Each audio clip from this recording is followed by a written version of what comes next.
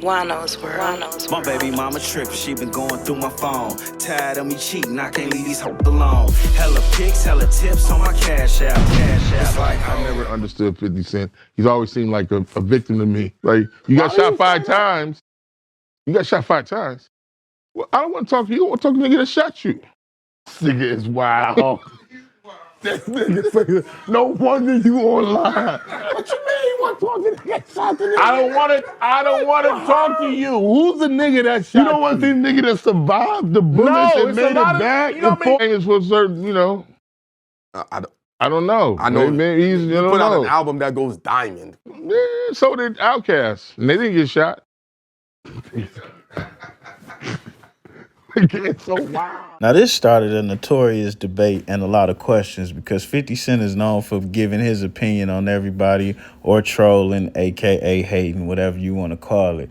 So I was inspired to dig into the story of this guy and some of the claims that was made in this video that, you know, Faison had to say. Now, starting with the top-selling rap albums. And as you can see from this list that I just showed you here, there are a lot of diamond rap albums, and all of them was not on no gangster shit. And for some reason, 50 Cent name isn't on this list, but then come to find out he was just shy of diamond.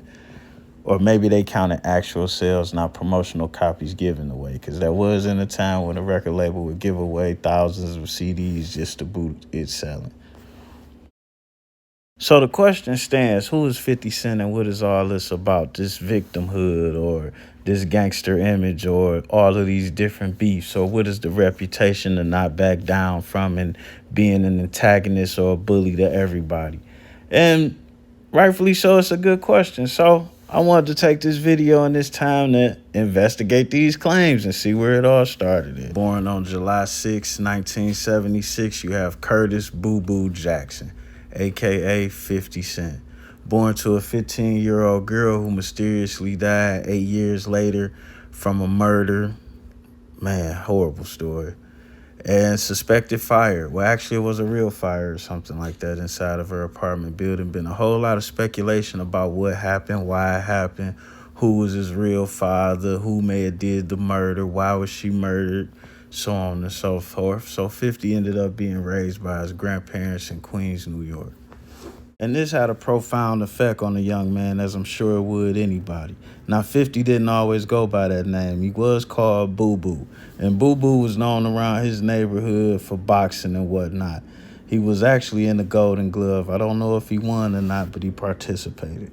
Now, by all accounts, 50 Cent would grow up in his neighborhood and become what was known as an antagonist, and would later be discovered by Jam Master Jay and shaped, cultivated, and molded to start becoming the rapper he's become today.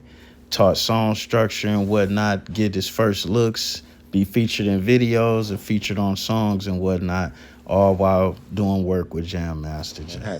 We pulled up in my 400 SE Benz. Not many people had one. As I cruised past the club, out of nowhere, someone ran up on my car and slapped the hood. And my displeasure must have shown on my face. The guy quickly apologized. I thought you was my man Kenny. He got the same whip. Once my alarm subsided, I took a good look at who was talking to me. It was Jam Master Jay from Run DMC, one of my heroes. I immediately pulled the car over, jumped out, and gave Jay a pound. I told him I was from South Jamaica and had always followed his career. He laughed and apologized again for running up on me, explaining he thought I was NBA star Kenny Anderson, another Queens native. I asked Jay if he was about to go into Bentley's. No doubt I'm about to run up in this spot and see what's up, he said. I decided to decisively seize the moment. Yo, we coming with you, I told him. Jay looked at me and then said, that's what's up, let's go. Just like that, we were past the bouncers and inside Bentley's. We would never have gotten in without him. He literally walked me into the music business. That night, Jay and I formed a friendship, which eventually led to me signing with JMJ Records. 50 Cent coming out right now. I got this kid named 50 Cent coming out right now. I got these guys called the Ill Hillbilly just being released on Suave House Records, down south stuff. 50 Cent coming out on JMJ. Now, it's a little unclear about why 50 Cent album never came out on Jam Master Jay Records, but he did hook up with this guy, Corey Rooney. And he did sign to Columbia Records, which is what Corey Rooney represented. And the album that they started working on was this one right here, 50 Cent, The Power of a Dollar. And he was getting beats and being produced by the track masters until something happened. giving trouble because he was on Ja Rule's neck. Well, he was on everybody's neck because he had how to rob drop. 50 was robbing the whole industry, pressing the whole industry on that kind of vibe, and the music vibe was shit, you right? So a lot of niggas ain't really appreciate that. And we dropped a video called Murder, We Don't Believe You, Your Life's on the Line. So at that time, 50 fucking job. Crazy, but the way he pulled up on the strip, he tried to play him like a youngin', like grab him, hug him up and rub his head. At the time, the whole strip outside, 50 the big homie on the block, he ain't on that vibe. He let a homie him back, hugged him up and rubbed his head. So yeah, Preem ain't like that shit. And I ain't lying, that's the time Preem had the green Range Rover and shit, you know what I mean? And that's a fact. That's what really happened with 50 and Preem that day on 134 heads. So 50 actually distanced himself from the old heads because he believed they wasn't built for this kind of vibe he was on because they had a certain fear for Preem. We ain't give a fuck about that reputation, nigga. Now, 50 did have one old head around him, Chaz Williams, well-respected gangster across the whole United States, black power type of dude. However, this relationship would eventually turn sour as well. He did try to broker peace between 50 and Supreme, and it just ain't work out. Now, the speculation that 50 Cent was being blackballed has been admitted to, but it's not all the way true in the manner of which it's been presented. Because before the incident of him getting shot, he wasn't being blackballed exactly. He had a record deal and everything. He even had signed to Columbia Records. Tina Davis is A&R. She paid for 4 beats from Irv Gotti with Top Dog Productions. We charge her the love rate of $50,000 a track, $200,000 for 4 beats. We got a check out of his budget for $100,000. So you tell me, where's the beef? If he wanted beats from us, why would we ever get that done? Why would she ever do that if it's some real beef? Nah, if it wasn't a real beef before he got shot, it damn sure was a real beef after he got shot. And this is where the water get a little murky. People talk about stolen watches, stolen chains. Obviously, some of that shit happened. But those are underlying symptoms of a real sickness, and let's get into that part right now. Now, at this point, Ja Rule, one of the hottest dudes in the game, hands down. Multi-platinum albums, multi-number-1 hits, multi-everything. So to have a dude that's from the same city as him continuously going at him and dissing him and this, that, or whatever, it may not have been working that good for Ja Rule, but the rest of us outside of New York didn't hear it that much at first. But it was damn sure working good for 50 Cent, especially seeing how the sing-songy thing was becoming more prevalent. And on these mixtapes that 50 was putting out, they was just doing straight bars. Of course, you had Yayo in the background with his antics, and you had Banks doing what it is that he do, but more so, they were more so bar-focused, at that time at least. So the question of how this beef between the two started still stands. And let's go and get into that while we compare the stats between the two. Make no mistake about it, they both put their work in. From Basic Projects. It's Lil Troy. He actually robbed Ja for his chain. He sent his girlfriend to go talk to him. She walked into the corner and then he robbed him. I think Ja felt like I was his peer because we both wrote music and was willing to compete with me, but didn't want to compete with Troy because Troy was under circumstances where he would hurt him.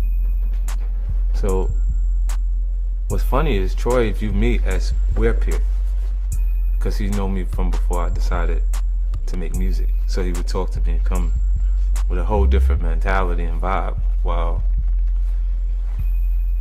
Ja wasn't like, he didn't come up under the same type of circumstances. He wasn't forced to actually fend for himself that early.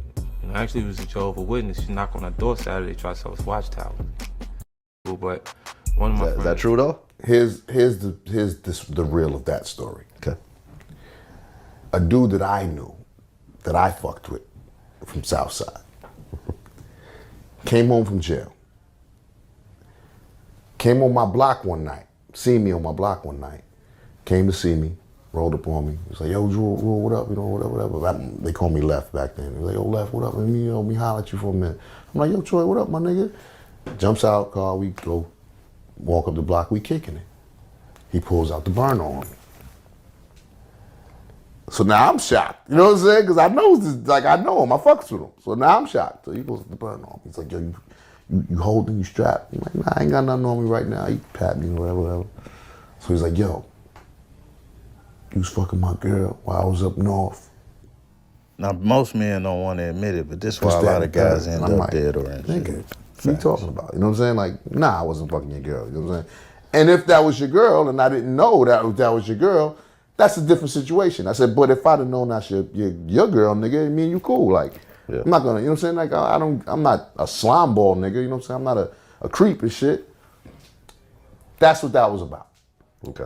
So he proceeds to say, yo, give me your chain. But he was like emotionally torn. He was having an emotional moment.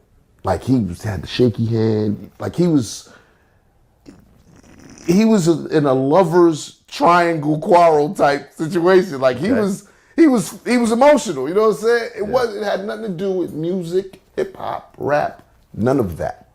You understand what I'm saying? So now. So you gave him the chain?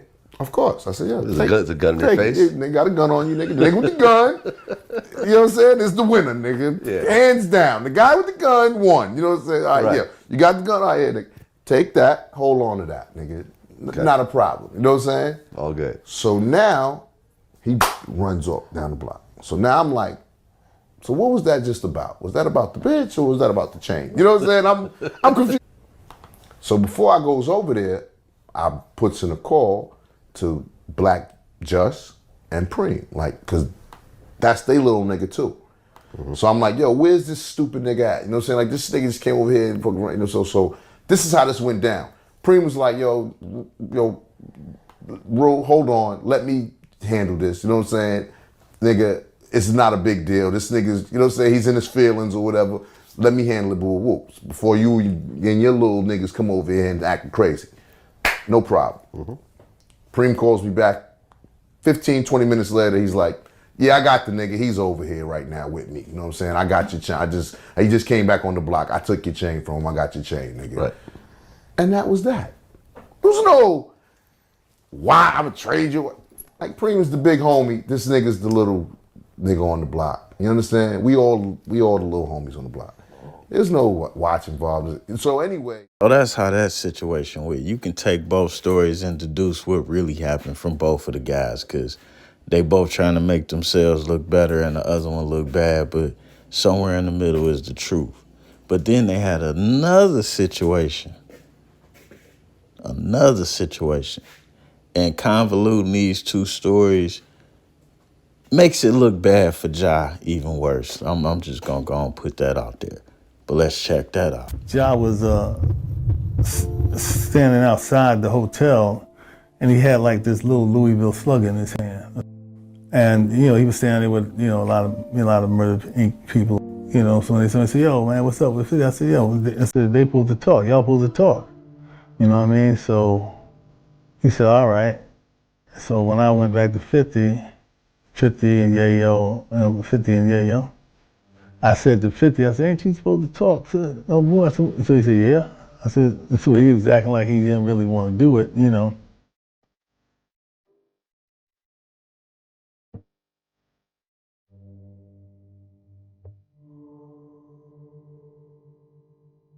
And when he went to pull Ja to the side, pull him, you know, away from the guys to talk to him, Ja walked over there with the bat in his hand. He may have gestured with the bat as he's talking, and, you know, I think, you know, he raised his voice or something, and then 50 swung on him. Yeah. Ja Rule, I was black already. His shit was like this. 50 a boxer, caught Ja Rule already. And then I guess the chain pop, he snuffed him, and, you know, Southside nigga. And had the chain. And then all hell broke loose. Yeah. You know, 50 ain't get hurt. Nobody got hurt. That, you know. It was too many of them really trying to get at him that he didn't get a scratch on him, basically, you know. Mm-hmm. Go in the hotel, he showed me the chain. Ja Rule's chain. Yeah, it was just getting passed around in the hood. Okay. Ja Rule just come in the elevator, murder! Ja was No, for real, for real. Here go the story. Our situation. So yeah, they had a little fight in Atlanta. We got to Atlanta, you know, nigga wanted to talk. Rule ain't really want to talk to him before we got there. Rule said, I don't want to talk to him, but somehow somebody, I think Chaz was there, you know what I mean? And niggas got a lot of respect for him. And so off that note, John had a conversation with him and it escalated to a fight. You know, we ended up chasing him through the hotel lobby. It was crazy. You know what I mean? My movie gonna be crazy because the elevator doors shut just in time. Like, he ran through the lobby. Me and Ja chased him through the lobby and shit. And then the elevator doors just like closed just in time. But that's a whole nother story. You know what I mean? When he went to pull Ja to the side, pull him, you know, away from the guys to talk to him, Ja walked over there with the bat in his hand. And, you know, 50, as they talking, you know, how people sometimes talk and they gesture with their hands or whatever. He may have gestured with the bat as he's talking. And, you know, I think, you know, he raised his voice or something. And then 50. And this is how 50 Cent ended up with Ja Rule's chain in the Murder, We Don't Believe You video. Now, some people say Ja Rule only lost the charm. Of course, G units say Ja Rule lost it all. But whatever. It's super narrow, right? They came and closed the door. The door that they was in my jacket is in their room. Look, it's 2 doors right here, right? My jacket is in this one. Hallways are narrow enough for us to walk through. That's it. They come close this door. They in there. They just let them close the door. My gun is in the jacket in that room. So we got to go through the scrapping on this side. The boy gets stabbed in the chest. The DJ. So at this time, I ain't got no money. I'm not paying him. How am I supposed to control what he does after that? He's looking at it like it's payday. Oh, they're gonna pay for this. Yeah. They feeling like I'm supposed, like I'm doing it. Yeah, you gotta do what you gotta do. Like I'm telling them to do that. So you know how the old heads deal with anything. You know what I mean? So that's why I go down when we go down. But the whole situation bugged out. But they got my fucking pistol in the other room, sitting there. I'm not gonna go after these niggas. Don't run out. I can't even get my pistol. I want to shoot a nigga going down the steps. If that pistol was in that It would have room, been alright if I did that. It would been self-defense still. Because all that many people came in there. Whole different thing. if that pistol was That in would have that changed room, everything. oh my shit. Better I'd have let the swim me off in there with a bunch of these two. Bang! Like 2 of these get hit by 1 bullet. Yeah, but that would have happened. This situation right here might not have happened. So you gotta know what I'm saying? Everything has for a reason. That's true. No, thank you. I appreciate you. Now, when you go do it, you want it to go the other way. Okay. I'm like, what? Then I didn't go to the hospital. The scratch I had only was with 3 stitches. I didn't go to her. I went home. And I'm in the radio here and I went to the hospital. So they had me. I was like, all right. That's when niggas frozen father the day after. You know what I mean? Right there, right there. 2 scratches. That's all bitch ass niggas could do. You know what I mean? Want problems. That's just so if there's any problems that we ain't caught butt naked. You know what I'm saying? So when he's downstairs in the studio, I'm wondering why he's even, but Jesus brought him down. And you know, I mean, listen, you know what I'm saying? I had listened to the mixtapes and everything, you know, shit. I was like, okay, yeah, everybody knew about him. I was in New York. He had a buzz. You know what I'm saying? I didn't know Ja Rule him at the time at all. So, you know, he said he got, you know, the one thing that I always think, and I say this, sticks out in my mind, and this is where Tony Yayo's story's different. Tony Yayo said that 50 had this big nickel-plated 40 or 4/5 or something. To my mother, what I got to lie for? This ain't even that serious. Like, the came out, the gun was about as big as his palm. It was like a 38 snub, nasty, maybe with the wood off. You know those snubs without the handles that just got the iron piece that was probably black taped up? Mm-hmm. He said it had no shells in it. He said that homie dropped the gun. He picked it up. The gun had no shells. Now, I don't know if maybe he thought he was going to get some shells on the way down to the hit factory, or whoever had the gun, maybe they thought they was going to find some shells. I don't know what the you got a gun with no shells in it for. You know what I'm saying? And, you know, to me, I just was like, look, man, let me just get him up out of here. You know what I'm saying? Before, I don't know what the could happen at this point. The fucking hit factory's only like right up the street. So I don't know what's going on. And I know Jesus didn't either.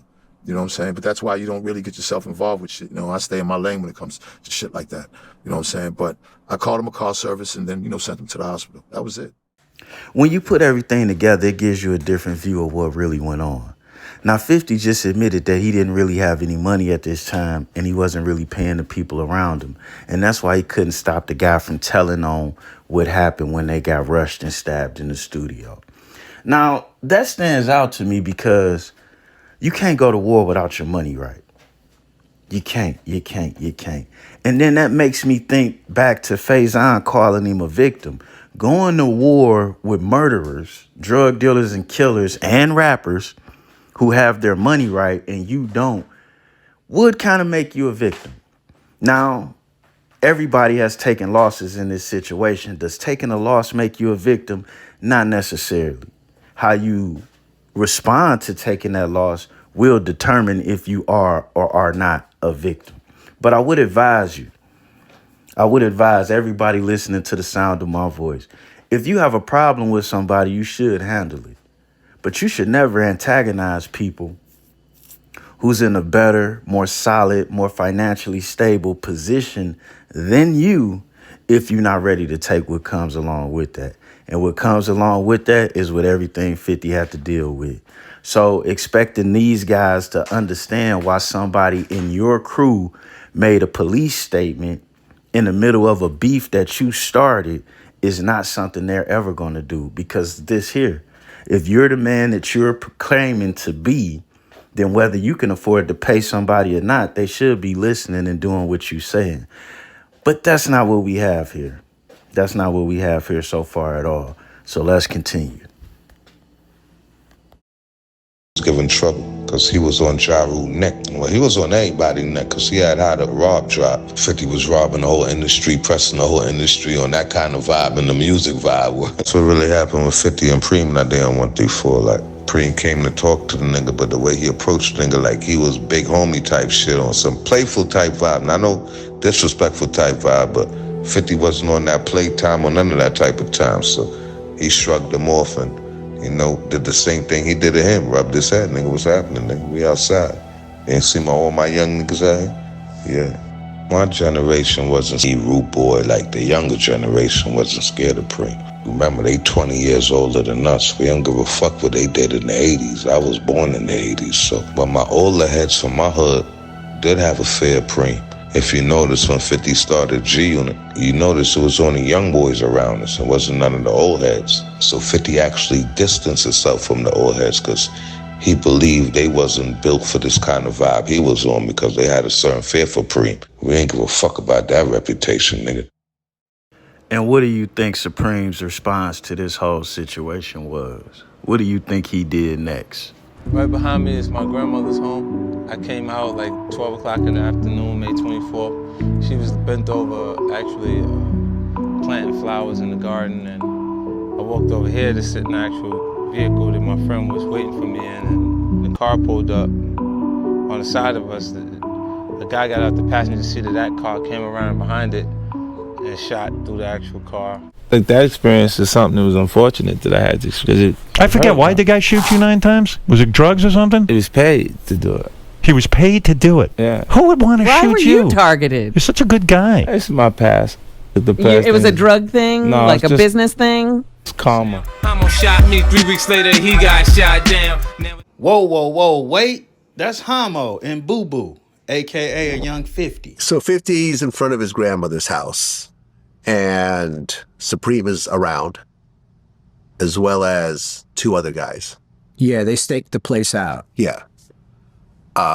Son and Godby. So Son comes up to the car and opens fire. Right. Now, as it's happening, they say that 50 thought it was Homo.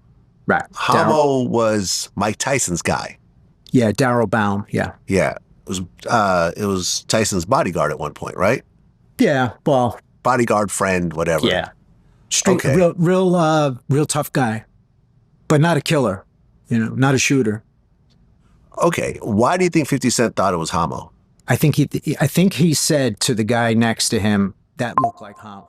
That looked like Homo. Was that Homo or something like that? I think that's how that got out. Who was the guy that was in the car at 50? I forget his name. I went to go speak with him in a prison upstate New York, and he wasn't no part of it. But Robert Lyons, a.k.a. Son, who's the shooter, you said became Ja Rule's bodyguard. Yes. Did Ja Rule and them already know him, or was it because of the shooting that they cut? Okay, now this is what Faison is referring to about 50 Cent. If you know that this man shot you, and Faison knows this because he was friends with Irv Gotti and them, real tight with Irv Gotti, which is another reason why he's going at 50 like that. But you take it out on this man, who died before you was even healed. Why would somebody do that? I know I got my own opinions. And I think it was to make himself look a way that he wasn't, because nobody was there to really refute the story. And then everybody that knew something was dirty in their own. So they just had to let 50 get away with that lie and make it look like he rode on who rode on him. But if you follow the story, 50 Cent was pretty much incapacitated for a good 6 months after the incident. His grandmother, and I had his number, 718-528. I know the number by heart still to this day. And I would call after, even knowing he couldn't talk, but I would ask his grandma, how he doing, how he doing, how he doing. And then it took about 6 months from that time. He had to rehabilitate, restructure his life, move to PA, reset up his whole thing, because they tried to kill him and it didn't happen. So clearly, you know, and even when he was shot, he was handcuffed to the hospital bed. Like, he was also treated as a criminal too. So he was going through too much. Same time, the best part of that, learning even forward, Corey Rooney sent security to keep him safe. And I remember Glenn was there. I remember seeing him like, oh, this big white boy there. And he's like holding him down. And Corey paid for that. And he was making sure nobody came to finish the job, because that's what they would do back then. And from that moment, it was like, all right, is he going to be all right? And it was like his neck and all that. I'm like, damn, is he going to? Well, I just stayed in touch, just kept calling. And it took over 6 months. It was either September, October. And he finally called me back. And that's when I was like, what? Back. And that's when everything started. I'm here for a real reason, because he got hit like I got hit, but he ain't fucking breathing. So in one of 50's big songs, he names Juan-o as the shooter and talks about how 3 weeks later, Juan-o gets killed. Right. So 3 weeks later, Juan-o does get killed. Yeah, he gets killed by Damian Hardy and his crew. World, yeah. Okay. Why did Juan-o get killed? When Damian Hardy was in prison, his brother Myron got killed by a kid right named here is Peanut. where 50 Cent started to run afoul of people outside of Supreme. Now, it's a little unclear how 50 Cent ended up with a Brooklyn dude's name, or ended up in all of these different situations with all of these Brooklyn people. But the fact that he has situations is evident based on actions taken by both sides. Now, mind you, 50 and Supreme had a little bit of tension long before Ja Rule came into the picture as a factor between the two. Columbia Records. Tina Davis is A&R. She paid for 4 beats from Irv Gotti in Top Dog Productions. We charge her the love rate of $50,000 a track, $200,000 for 4 beats. We got a check out of his budget for $100,000. So you tell me, where's the beef? If he wanted beats from us, why would we ever get that done? Why would she ever do that if it was a real beef? If it's some real beef. You see, this is the fake shit that people don't. With all that going on, all that drama, that back and forth, And I'm Bill Ritter. We begin with a fatal shooting of a rap music legend. The shooting tonight in a recording studio in Queens, taking the life of the man known as Jam Master Jay. His real name, Jason Mizell, one of the founders of the groundbreaking rap group Run DMC. Jim Dolan with late details. He is in Jamaica, Queens for us tonight. Jim? Bill, Jam Master Jay knew the absolute heights of the hip-hop world as a member of the pioneering rap group Run DMC. He, of course, was their DJ, and having stayed in the industry all these years, he knew well about the feuds that so often result in violence and death in the rap world. Well, tonight, according to sources close to this investigation, a 37-year-old Jason Mizell, Jam Master Jay, was working in a recording studio here in Jamaica. He and a 25-year-old male Hispanic were relaxing in a lounge near the studio when a man walked into the studio, gun drawn, and opened fire. Mizell was struck once in the head and killed instantly. The other man was seriously injured, shot once in the chest. Police have no one yet in custody. Friends, including the Liar Cohen, the CEO of Island Def Jam Records, gathered outside, stunned that it happened to the man who was such a huge part of hip-hop's rise in worldwide popularity, and shocked, too, that it all went down in such a brazen manner. The gunman walking in, firing, and then just casually walking out. Police believe they have good leads in this case and that witnesses got a good look at the shooter here. There's also security camera tape, we are told. Mizell was at the studio producing an album by 2 young women. They were in the studio when they heard gunshots. They came running, of course, but it was too late. Again, sources confirming Jam Master Jay, Jason Mizell, from the rap group Run DMC, was gunned down here about 9:15 tonight. Another man was injured. Nobody yet in custody. Reporting live from Jamaica, Queens, Jim Dolan, ABC 7. Eyewitness News. As this case unfolds, we want to tell you a little bit more about Jam Master Jay. He was. Now, when this happened, nobody knew what to think. Nobody expected something like this to happen to a Jam Master Jay. And it was easy to think that the many beefs and the many situations that 50 Cent had found himself involved in landed on Jam Master Jay's doorstep. And for years, it looked like that. For years, that was suspected. But come to find out, Jam Master Jay didn't just dress like a drug dealer. For all these years, he was one. Which kind of took everybody else from a shock, because at this time, he had the most successful label under Def Jam. But I guess the money just wasn't what it should have been at this time for Jam Master Jay. Now, these killers of Jam Master Jay were allowed to run around Queens for many years. And the story of what really happened to Jay and who did it was allowed to exist for many years. And being a mentor of 50 Cent, you know, it's easy for some of us to think that maybe that shouldn't have been allowed, or maybe he should have did something if the gangsterism was just that tough. But that's not what happened. Now, at this time, what you got to understand is 50 Cent had put out a whole lot of mixtapes, and even though he was being blackballed, he had developed a way to ghostwrite for Diddy and a few other people at this time. The crime. Did you see this? No, did you see man, the meme? Look at the meme. Listen Call to the it. DA Listen. instead. I ain't tell him to say that. And then this one.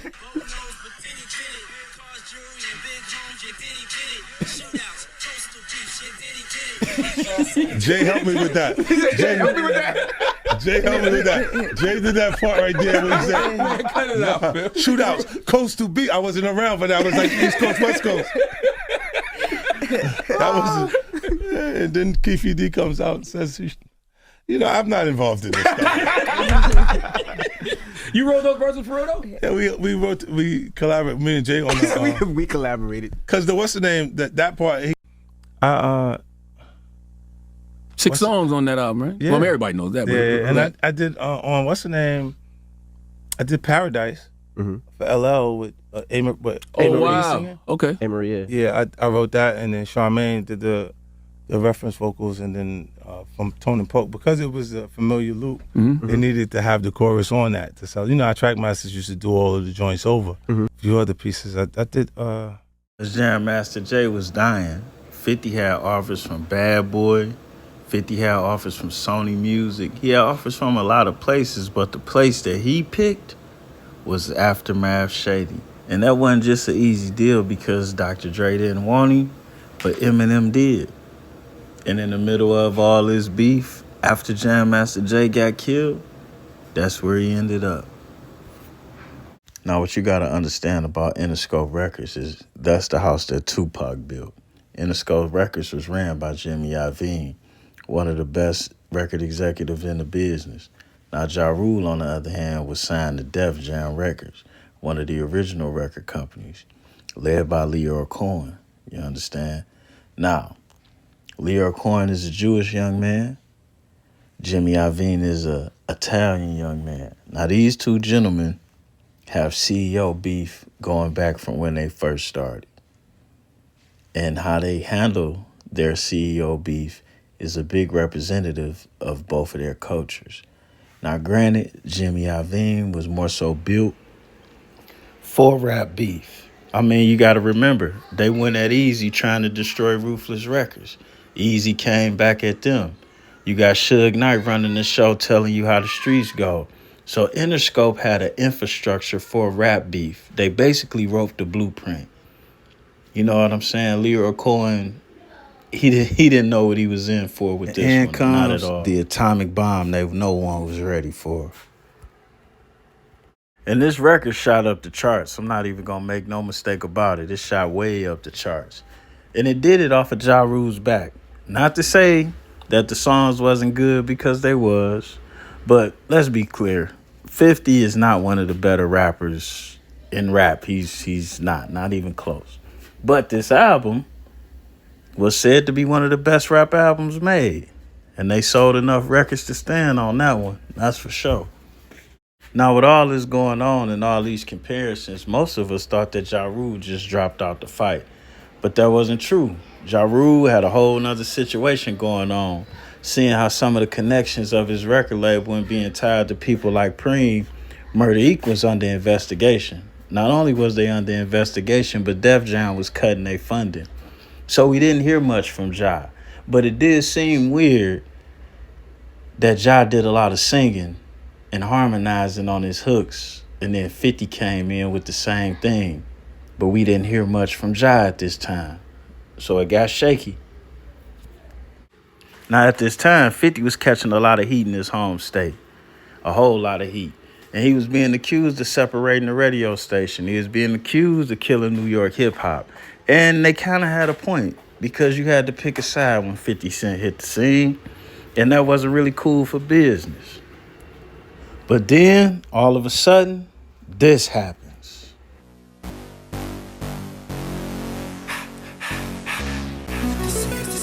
He ain't see that coming. For one, Ja Rule was never feature heavy.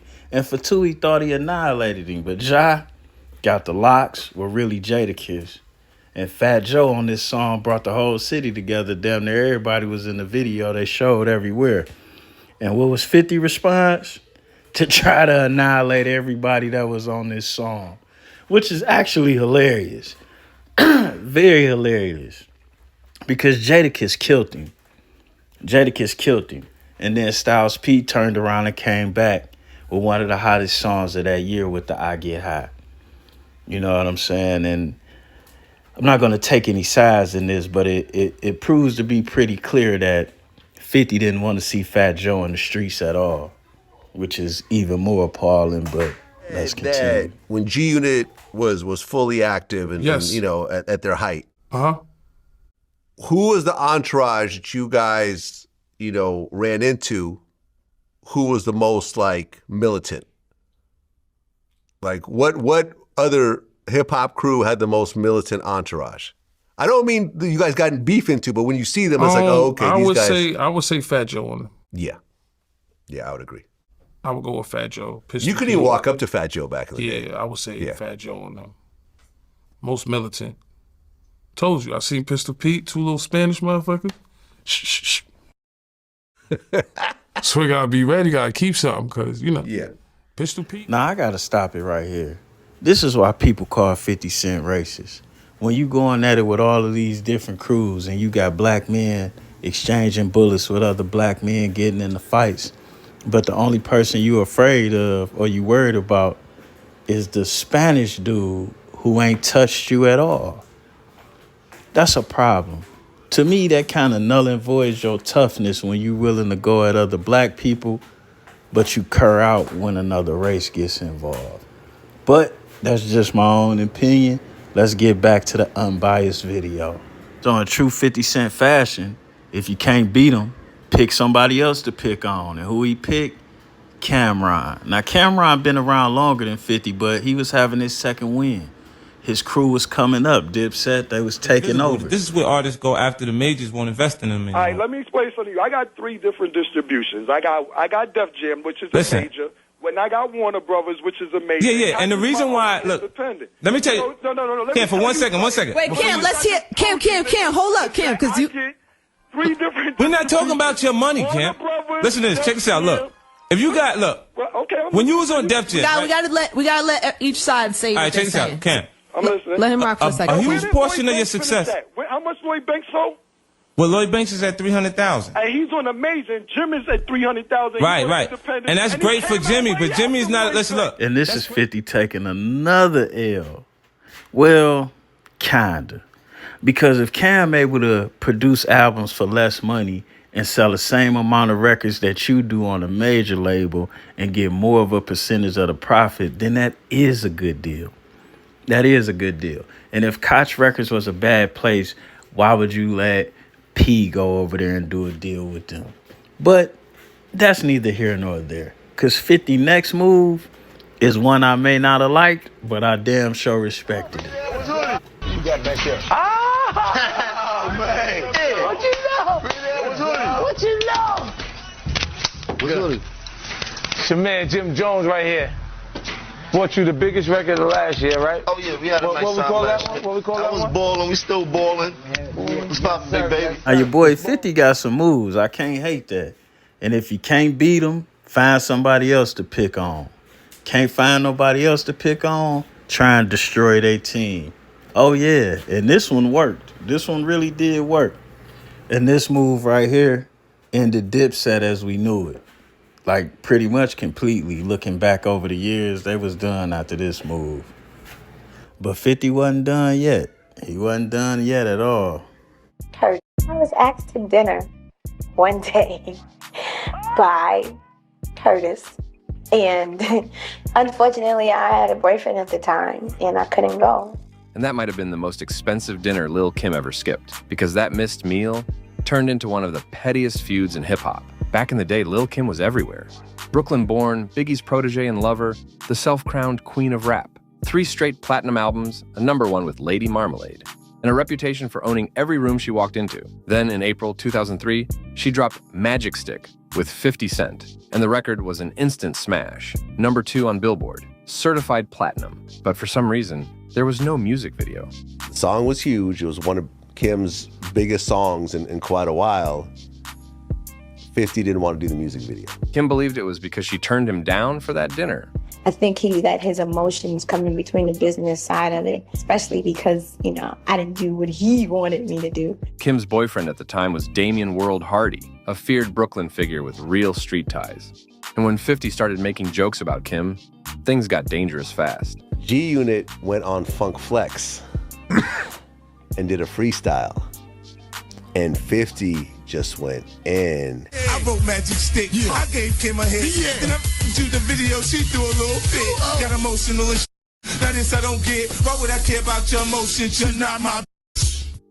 After that, things got crazy. As soon as 50 and G-Unit left Hot 97, shots rang out the moment they stepped out the car. No one was hit, but the message was clear. Word on the street, it was retaliation, tied to World Hardy's crew. Lil' Kim was one of the realest gangsters in Brooklyn, right? World, right? Yeah. Was 50 scared? No. Where did you go? So 50 being 50, he doubled down. On the track Love Me with Eminem and Obi Trice, he dropped this. I'm convinced, man, something really wrong with these hoes. I thought Lil' Kim was hot, did she start with her nose? Over the years, Kim's look had changed a lot, and 50 saw an opening. He brought it back the only way he knew how, online, posting memes mocking Kim's face, comparing her to an owl. And honestly, the resemblance was crazy. Kim tried to clap back, talking about that dinner date he once asked her on. But 50 wasn't done. Next came the leprechaun meme. Him laughing, saying he didn't know why it was so funny, just that it was. Because this all started back in the day, during a run where 50 just couldn't miss. Like everything about me was a hit for hip hop at that point. Magic Stick worked for Lil' Kim. Now this was a bad dude. Lil' Kim was very, very, very attractive. Now most of us didn't know what she was going through, but 50 did. The dude she was with was whooping her ass to the point he broke her nose and a few other things. And who was Lil' Kim's boyfriend? You guessed it, Damian World Hardy. Oh yeah, the same dude that killed Juan-o. Yeah. So this guy here knew 50 was pump faking. He knew that he killed the guy that 50 said shot him. He knew what really happened with 50. So he wasn't caring about going at 50 or none of that studio gangster stuff at all. And right after they left the radio station, World, as admitted to in police record, World followed them and opened fire on the truck that they was in. But all of this gangster stuff you can't really feed into because at this point, 50 Cent had more security than we ever seen with any other rapper or any other musician for that matter in history. At this point, we didn't even know that rappers could hire police to be their security either. He had more security than Diddy, more security than Puff, and Jay-Z. I guess Diddy and Puff, two different people. Had more security than Dr. Dre. He had more security than Eminem, which was kind of crazy. So to antagonize people and then perpetrate like can't nobody touch you is crazy because, of course, can't nobody touch you. Everybody is real gangsters and you're rolling around with the real police. But they ain't stopped World from trying. Gotta give him that.